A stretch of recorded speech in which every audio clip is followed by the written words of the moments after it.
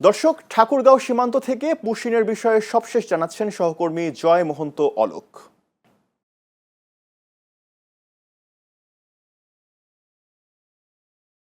ধন্যবাদ আকাশ আপনাকে। আমি এই মুহূর্তে অবস্থান করছি ঠাকুরগাঁও বালিয়াডাঙ্গি উপজেলার আমজানখোর ইউনিয়নের যে সীমান্ত এলাকা রয়েছে সেখানে। আপনি জানেন যে কয়েকদিন থেকেই সীমান্ত এলাকায় বিভিন্ন এলাকায় কিন্তু উত্তেজনা বিরাজ করছে। ঠিক একইভাবে ঠাকুরগাঁয়ের যে হরিপুর উপজেলা রয়েছে সেখানেও কিন্তু সীমান্তে উত্তেজনা বিরাজ করেছিল। এবং আরেকটি বিষয় আপনাকে জানিয়ে রাখি, সেটি হচ্ছে যে গেল ৬ জুন রাতে ঠাকুরগাঁও হরিপুর উপজেলার মশালগাঁও সীমান্ত এলাকায় সেখানে ভারতীয় সীমান্তরক্ষী বাহিনী তাদের পাশ থেকে প্রায় ১১ জনকে পুশিং করার চেষ্টা করেছিল। তবে বাংলাদেশ বর্ডার গার্ড বিজিবি সেখানে কড়াভাবে অবস্থান করার কারণেই কিন্তু তাদেরকে সেখানে আর বাংলাদেশে প্রবেশ করতে দেওয়া হয়নি। এদের মধ্যে ৩ জন পুরুষ, ৪ জন নারী ও ৪ জন শিশু ছিলেন। তবে তাদের মধ্যে একজন ৯ মাসের অন্তঃসত্ত্বা নারীও ছিলেন সেখানে, সেটি আমরা দেখেছি। আপনাকে আরেকটি বিষয় জানিয়ে রাখি, সেটি হচ্ছে যে ২ দফা পতাকা বৈঠকের পর প্রায় ৪৮ ঘন্টা পর কিন্তু সে বাংলাদেশে এবং ভারতের যে সীমান্ত রেখা রয়েছে সেখান থেকেই কিন্তু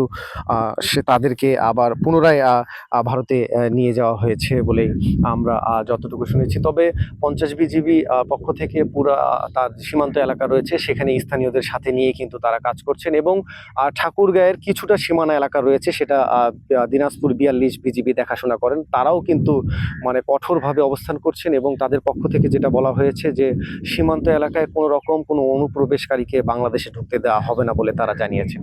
তো এই ছিল ঠাকুরগাঁও থেকে আকাশ।